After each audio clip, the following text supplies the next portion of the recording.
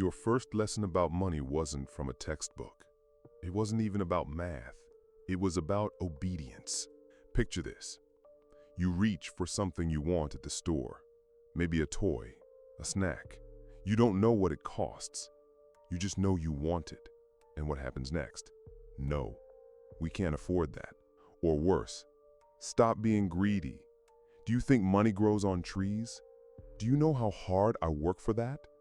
Right there, in the space of a few seconds, your nervous system learns something deep. Wanting is dangerous. Asking is shameful. Money is scarce. And love might be revoked if you cost too much. You didn't just learn how money works. You learned how you are supposed to behave around it. That's the hidden curriculum. Before you knew what credit was, before you understood taxes, before you could count paper bills, you learned fear. Not just fear of not having enough, fear of what it says about you if you have enough, or worse, if you want more than what you were told you deserve. What if I told you this wasn't an accident?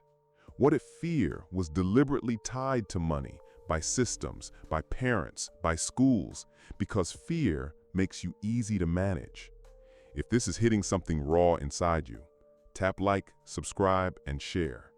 The more we understand how money wires itself into identity, the more power we get back. Stick around. This one's personal. You grew up thinking money was just currency, but it's not. It's language, it's safety, it's permission. And somewhere along the way, someone taught you that wanting it, speaking fluently in it, was selfish. Let's call it what it is: emotional conditioning. Passed down like family recipes, reinforced by school systems that never taught credit, rent, taxes, or negotiation, but always emphasized working hard and not talking back. So here's the uncomfortable truth. Most people fear money more than they fear being broke, because having money brings a different kind of threat: visibility, responsibility, judgment. If you grow up in an environment where wealth is quietly judged, or worse, seen as corrupt, you'll sabotage your own earning potential just to stay emotionally safe. Think of money like fire. It can warm, it can burn, it can cook food or destroy a house. But if every time you reached for fire as a child, you got scolded, shamed, or ignored, you didn't just learn caution, you learned avoidance. This isn't about rich or poor. It's about psychological safety. Some people grew up in houses where money was the source of every argument. Others watched their parents overspend to impress people they didn't like. Some were told money was evil. Others were shown that having it was the only way to be loved. The conditioning looks different, but the outcome's the same: confusion, fear, and self-sabotage around money. Let's zoom in on the language. Why is it that filthy rich is a common phrase, but we don't say filthy poor? Why is someone who spends a lot called wasteful, but someone who saves too much stingy? Why do we call people greedy for wanting more, but never greedy for demanding underpaid labor? Language reveals values. And when the language of money is shaped by fear, guilt, and contradiction, it sets you up for a life of internal conflict. Wanting more? Shame. Needing help? Shame. Having less? Shame. Having too much? Still shame. There's no win. Here's another layer. If your caretakers were constantly stressed about money, you learned to associate financial struggle with love. Struggle became part of your emotional map. You watched people sacrifice joy, time, and health for just enough to survive. And without realizing it, you inherited the same blueprint. Now, even when money is available, your nervous system might panic. You feel guilty spending it. You hesitate to ask for a raise. You self-sabotage when you start succeeding, not because you're lazy or ungrateful, but because your inner child still thinks safety means less. You were taught to survive, not to thrive. The most brutal part? This conditioning blends in so well with culture that most people never question it. We internalize financial trauma like it's just being responsible. We call scarcity humility. We confuse struggle with virtue. Let's pull back. Historically, systems of control have always used money as a leash. In feudal societies, peasants were taught loyalty while being taxed into poverty. In industrial systems, workers were promised security while being paid just enough to stay tired, not enough to rebel. Sound familiar? Fast forward. Today's version is quieter, but just as brutal. School teaches obedience, not negotiation. Work praises loyalty, not autonomy. And media tells you to either hustle yourself into burnout or accept your place and stop complaining. No wonder your relationship with money feels emotionally loaded. It was never just about numbers. It was about identity, worth, power, belonging. Let me say this plainly. You were taught to fear money, not because it's dangerous, but because you become dangerous when you understand it. You stop playing small. You stop seeking approval. You stop being easy to manipulate. And that's the real threat. Remember this as we keep going. If money were just about budgeting or math, the smartest people wouldn't be broke, and the richest wouldn't be irrational. But money is emotional, and emotions are learned. Your fear didn't start with you, but it can end with you. If fear is the doorway, shame is the lock. You don't need someone to stand over you and say, "Don't spend that." All they have to do is raise an eyebrow, let out a sigh, say nothing at all. Shame isn't loud, it's ambient. And once it's embedded in your nervous system, it becomes self-replicating. You'll start monitoring yourself before anyone else does. That small pang of guilt when you buy something just for you, that twitch of anxiety when you open your banking app, that heavy silence after you try to talk about money and someone shuts you down with a joke. That's not financial literacy, that's shame training. Let's trace it back. As a kid, if you asked for something expensive and the room went tense, you learned quickly, I'm a burden. If your parents fought about bills, you might have internalized, this is my fault. If your lunch was different than the other kids, or your clothes weren't right, maybe you started to believe, I'm not enough. Shame teaches you to shrink before anyone tells you to. And here's the kicker. It's wildly effective, because once you're trained to feel bad about money, no one needs to control you. You'll do it yourself. You'll undersell your work, over-apologize when you charge what you're worth, sabotage opportunities that feel too good because deep down you've learned that abundance equals arrogance. You'll wear frugality like a badge, not because you love minimalism, but because indulgence feels emotionally unsafe. Now, zoom out. Think about the systems that benefit from this conditioning. Religions that link virtue to poverty. Corporations that sell freedom but pay starvation wages. Governments that shame the poor while subsidizing the rich. Shame isn't just personal, it's political. But let's keep it grounded. Take a look at your own spending habits, not the numbers, the emotions. What purchases do you hide? What things do you delay even when you can afford them? What would you never buy because it would make you look bad? And who taught you to think that way? Here's a tough truth. Most people aren't taught how to use money. They're taught how to feel bad about it. You're supposed to feel bad when you have none, bad when you want more, and suspicious when you get some.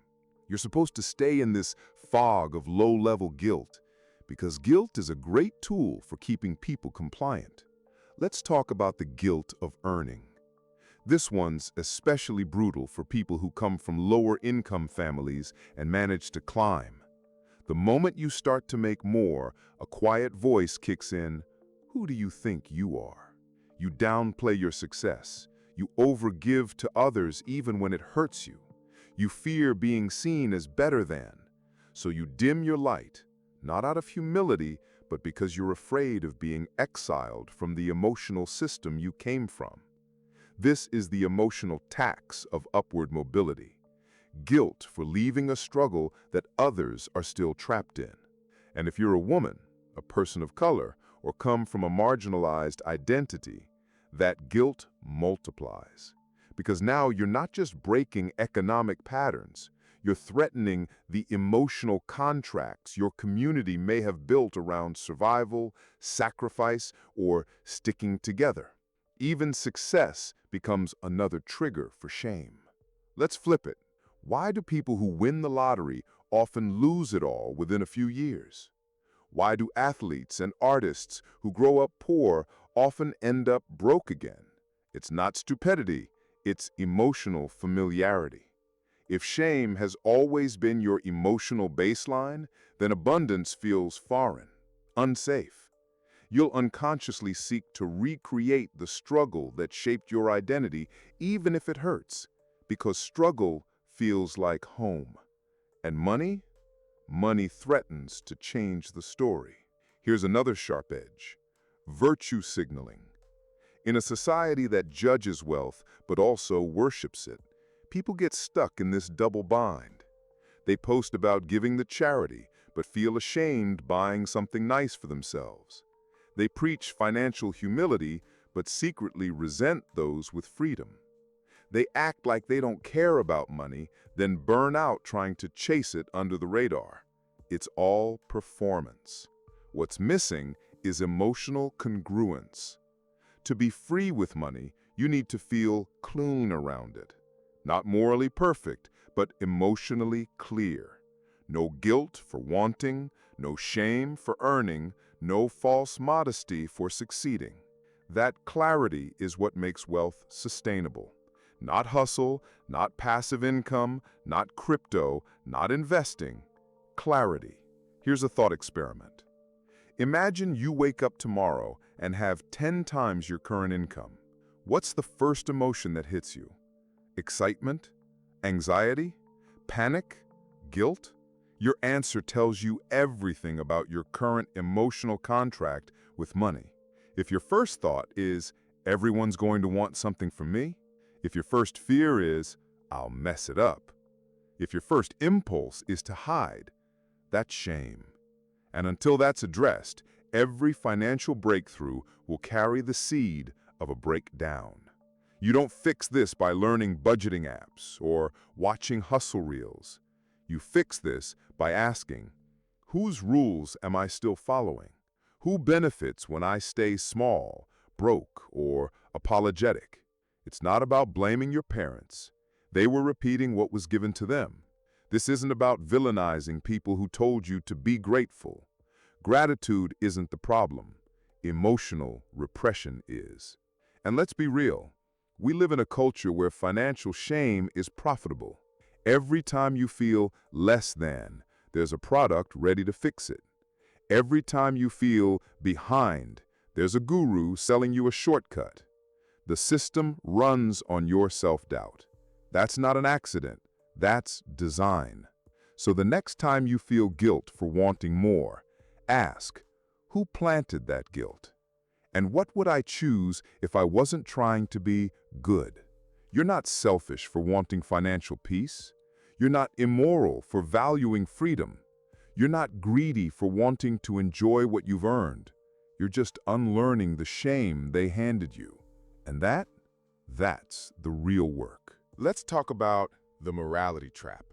Because once fear and shame have done their work, the system adds one more layer: virtue. Not actual virtue, performative virtue. The kind that tells you a good person should be modest, grateful, unambitious. That it's noble to work hard, but distasteful to enjoy the fruits. That sacrifice is holy, but self-interest is selfish. And suddenly, wanting money becomes a moral issue, not just a practical one. You're not broke, you're pure. You're not underpaid, you're humble. You're not financially anxious, you're just not like those greedy people. You're one of the good ones. See how that works? This is how psychological control disguises itself as morality. It makes you proud of your struggle, makes you see financial numbness as integrity, makes you turn your pain into proof that you're better than someone else. That's not virtue, that's coping. Think about the stories you were told growing up. Who were the villains? The rich, mean CEO? The greedy landlord? The corrupt politician? Now think about who was noble, the poor widow, the selfless teacher, the hard-working dad who never complained. You were taught a binary. Rich equals bad, poor equals good. Which means if you ever start to succeed, there's a part of you that feels like a traitor. Here's the twisted part. That guilt doesn't stop you from wanting money. It just forces you to pursue it in ways that are exhausting and self-erasing. You'll overgive, overwork, undercharge. You'll try to help everyone but yourself, hoping that being useful will justify your existence. Why? Because deep down, you've absorbed a false belief. I'm only allowed to have money if I suffer enough first. This is how the good person trap keeps you broke. It wraps your identity in virtue and convinces you that ambition is a sin unless it's disguised as martyrdom. But let's unpack that. Wanting money doesn't mean you don't care about others. Having boundaries around your time and energy doesn't make you cold.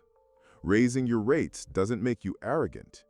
Enjoying the life you've built doesn't mean you forgot where you came from. These aren't sins. They're signs of growth. The real issue is this. Too many people are more comfortable being exploited than being seen as selfish. They'd rather burn out quietly than risk being called too much. They'd rather go without than be judged for going after more. They'd rather suffer in silence than admit they want freedom. Because good people aren't supposed to want things. They're supposed to be content, self-sacrificing, grateful. So what happens? They bury their desires under layers of moral performance. They talk about service while secretly resenting their clients. They say it's not about the money, while obsessing over bills. They act like they're above materialism while secretly craving stability. And all the while, they wonder why they're stuck. Let me say something hard, but necessary. You do not need to suffer to deserve abundance. You do not need to be poor to be ethical. You do not need to hide your ambition to be lovable. You just need to untangle morality from scarcity. Let's take an example. Two people grow up in the same neighborhood. Both are taught to work hard and be grateful. One takes those values and builds a thriving business. The other stays broke but proud. Guess which one the community praises? It's often the second one, the one who didn't forget where they came from, the one who stayed close to struggle, the one who kept it real. But let's be honest, what we call humility is often just fear. Fear of loss, fear of judgment, fear of being cast out of the tribe. Because when someone rises, it forces everyone else to re-examine the emotional contract they've made with their own suffering. And people don't like that, so they moralize, they project, they accuse. You've changed. You think you're better now? You forgot your roots. No, what they're really saying is, your freedom threatens my comfort. Your success makes me question my choices. Your light exposes the ways I've dimmed mine. That's why so many people stay small. Not because they can't grow, but because growing would mean breaking emotional ties built on shared struggle. And that's terrifying. But here's the truth. You're allowed to change. You're allowed to evolve past survival. You're allowed to want more without guilt. Morality has nothing to do with struggle. Struggle doesn't make you good. It makes you tired. What makes you good is how you treat people when you're not desperate. Money doesn't turn people evil, it just reveals who they already are. And if you've lived your life trying to be kind, fair, honest, you don't suddenly lose that when your bank account grows. You gain options. You gain time, breathing room, the ability to make decisions from clarity instead of panic. You gain the power to walk away from things that hurt you. That's not greed. That's health. So next time someone praises you for being so selfless, ask yourself, am I really being selfless? Or am I just afraid of what it means to put myself first? And when you catch yourself shrinking, apologizing, or justifying your choices, ask, who taught me that needing less made me more lovable? You're not here to be small, quiet, grateful, and broke. You're here to be clear, generous, and powerful.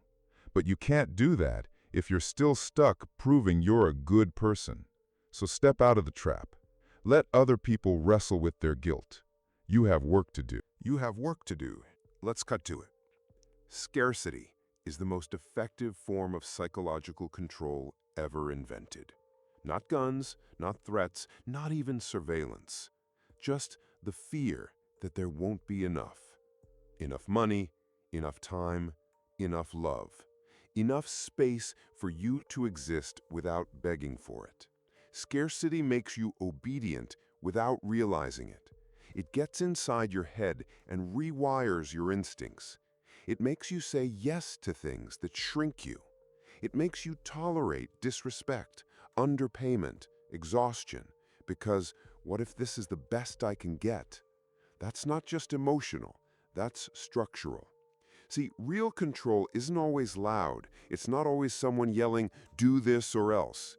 Real control is the quiet voice in your head that says, you don't really have a choice. Scarcity makes you think small so you don't dream big.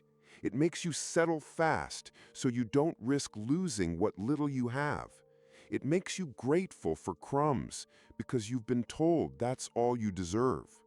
Let's take a brutal but honest example. Most people stay in bad jobs not because they're lazy, but because their fear of instability is stronger than their belief in alternatives. Same with toxic relationships, same with corrupt institutions, same with entire belief systems. Scarcity isn't just about money, it's a full-body experience. It shrinks your imagination, it weakens your boundaries, it convinces you that thriving is for other people. And when you grow up in it, scarcity becomes your normal. You learn to hoard, you learn to under-ask, you learn to anticipate rejection so you don't get hurt when it arrives. It's not budgeting, it's bracing. And that's what makes scarcity so hard to detect, because it doesn't always look like suffering. Sometimes it looks like being practical, or just being realistic, or not getting your hopes up. But really, it's fear wearing a responsible costume. Let's take a detour into history. Why do you think so many systems, religious, political, economic, build themselves around controlled scarcity? Because it keeps people docile. If your paycheck barely covers your bills, you won't question the boss who exploits you. If healthcare bankrupts you, you'll stay employed even if the job is killing you. If college debt drowns you, you'll take any offer, even if it chains you for decades. Scarcity doesn't just limit what you can buy, it limits what you believe is possible.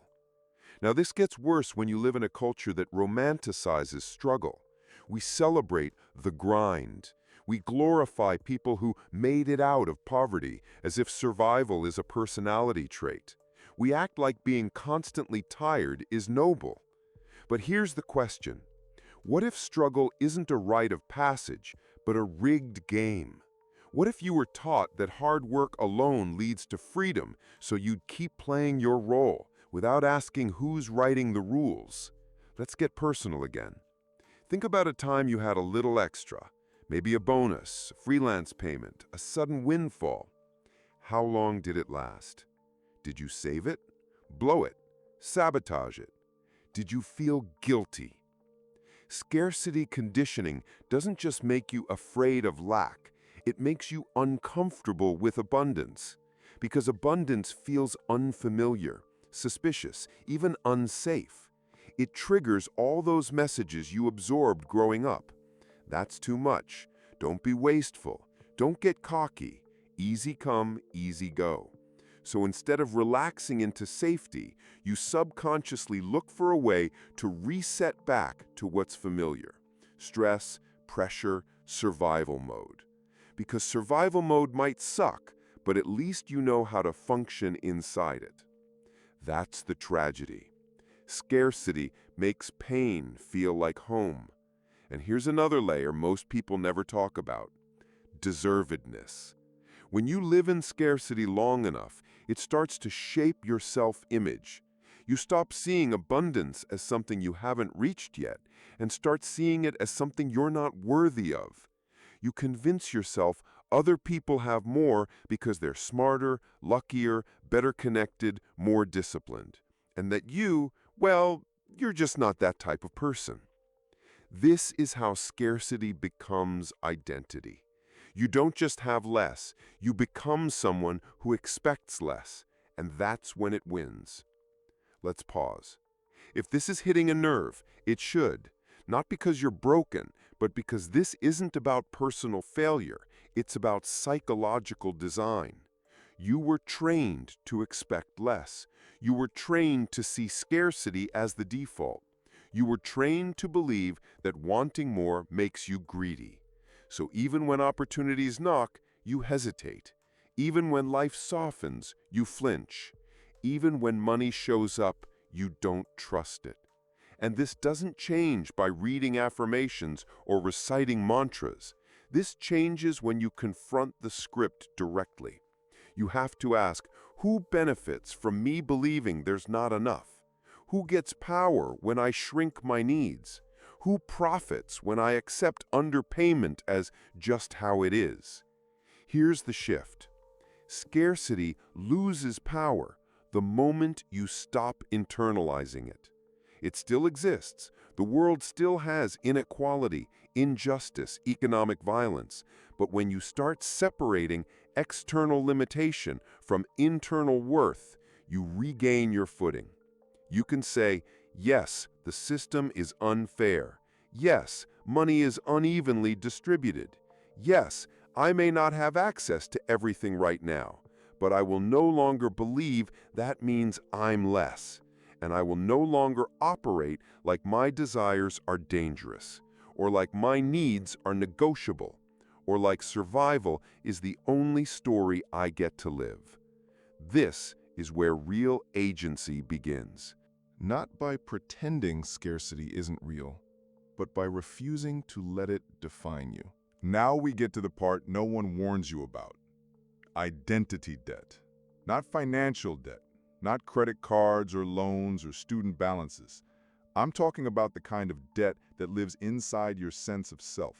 It's what happens when you spend years becoming someone you never chose to be, just to survive, belong, or be acceptable in a world wired for control. Let's unpack it.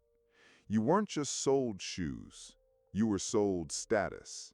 You weren't just sold phones, you were sold connection. You weren't just sold cars, you were sold confidence, freedom, masculinity, femininity, relevance. In other words, you weren't just spending money, you were spending your identity, trading parts of who you are for the version of you that gets social approval. That's identity debt, and most people are drowning in it. You become the overachiever because that's how you earned love. You become the low-maintenance one because you learn not to ask for too much. You become the one who makes everyone laugh because that keeps people from noticing how tired you are. And it all works until it doesn't. Until you wake up one day and realize that even when the bills are paid, you still feel bankrupt. Not financially, existentially. Because you've built a life that works on paper, but feels hollow in your body. That's identity debt, and it collects interest. Let's go deeper. Think back to the first time you felt pressure to be someone you weren't. Maybe it was school. Maybe it was home. Maybe it was the first job where you wore clothes that didn't feel like yours and spoke in a tone that didn't match your truth. You start making little compromises. Don't speak up here. Don't wear that. Don't charge too much. Don't dream too big. Don't be that person. One by one, You amputate the parts of yourself that make other people uncomfortable.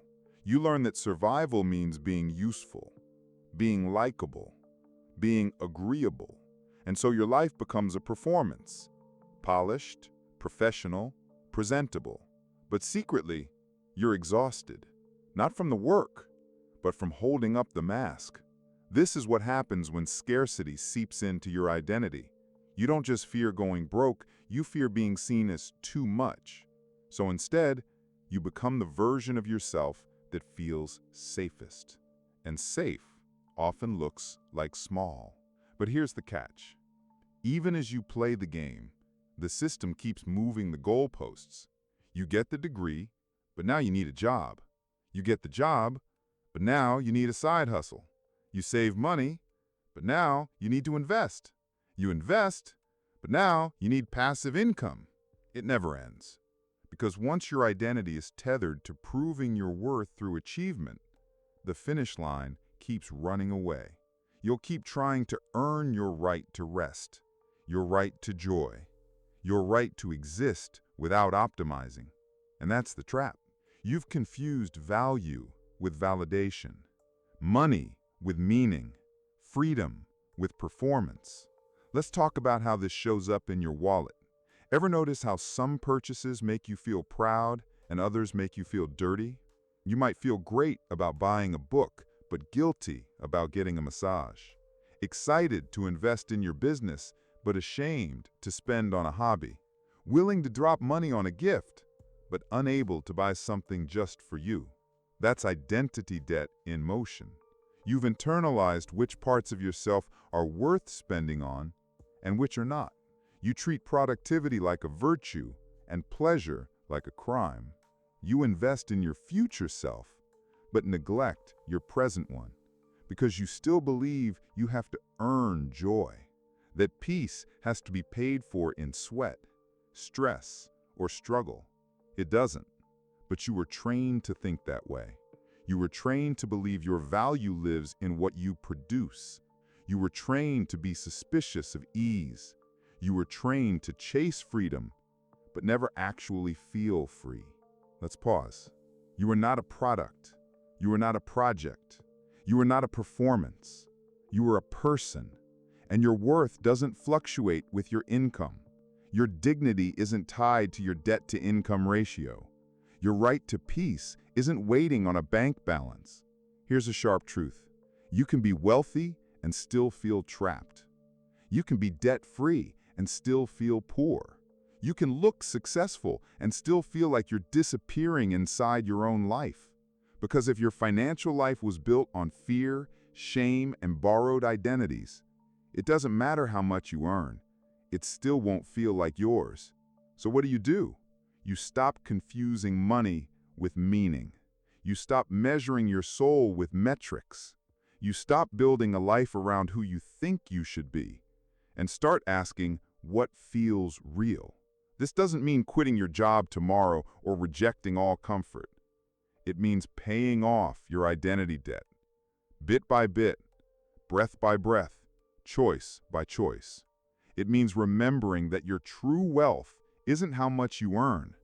It's how much of you remains intact in the process. And if that feels hard, it's supposed to, because freedom isn't found in your paycheck. It's found in the parts of you that can't be bought. Let's get this straight. You cannot hustle your way out of a belief system designed to keep you obedient. You were taught to fear money. But more importantly, you were taught that desiring more of it was wrong. And that idea wasn't just careless, it was strategic. Because if they could make you feel morally superior for staying small, they'd never have to force you to stay there. You'd do it to yourself. So what does rewriting the script actually look like? Step 1, you stop moralizing money. Money isn't good or bad. It's not ethical or corrupt. It's a tool, a mechanism, a symbol. You having more of it doesn't mean someone else gets less. That's a scarcity script, one designed to keep you from even trying. Start noticing the moral language you attach to money. I shouldn't want that, it's too expensive. That's greedy. I don't need that much. Rich people are evil. I'm not materialistic, I just want enough to get by. Those aren't facts.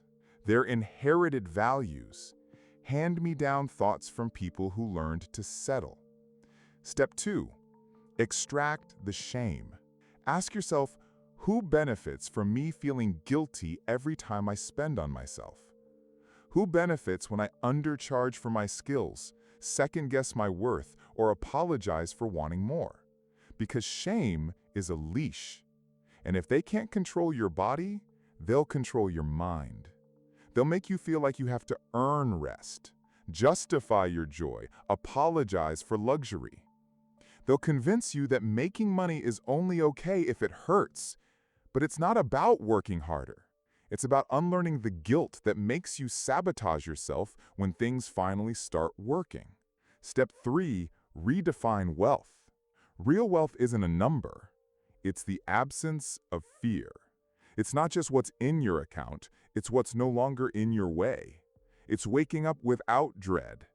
It's not panicking when a bill hits your inbox. It's knowing that when something breaks, you have options. It's walking into a room and not wondering if you belong there. And you can't get that kind of wealth with a budget spreadsheet. You get it by shifting how you see yourself. Step 4. Rewrite your internal permission slip. You've spent your life asking the system for permission. Can I spend this much? Can I rest now? Can I ask for more? Can I want what I want? You don't need permission to break a cycle that was never yours to begin with. Wanting more doesn't make you selfish. Refusing to struggle doesn't make you lazy. Setting boundaries with your money doesn't make you cold. Stop making your desires so polite. Stop waiting for validation from a system that profits off your shame. You get to want ease. You get to want more. You get to win. But to do that, you have to trade your old script, the one written in fear, scarcity, and guilt, for a new one that sounds like this. I get to be wealthy without being ashamed. I get to want more without apologizing. I get to define success on my own terms. Because the old story was never yours. It was given to you by people who were taught to fear freedom. You don't need to fix yourself. You just need to stop obeying the script.